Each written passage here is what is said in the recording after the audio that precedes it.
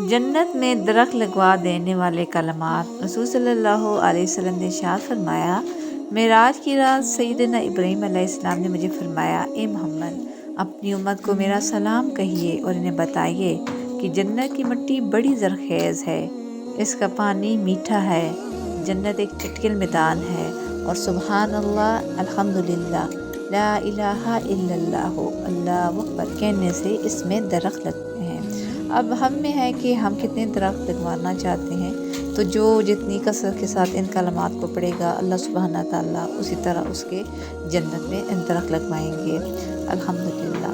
ایک اور وظیفہ جو بہت ہی زیادہ قیمتی ہے، رسول صلی اللہ علیہ وسلم کے ساتھ ہم ایک غزوے سے لوٹ رہے تھے، دور سے مدینہ دکھائی دیا تو لوگ اونچی اونچی آواز سے اللہ اکبر کہنے لگے۔ رسول صلی اللہ علیہ وسلم نے ارشاد فرمایا، تمہارا رب بہرا نہیں اور نہ غیر حاضر ہے، وہ تمہارے درمیان اور تمہارے کجاؤں اور سواریوں کے درمیان یعنی قریب ترین ہے۔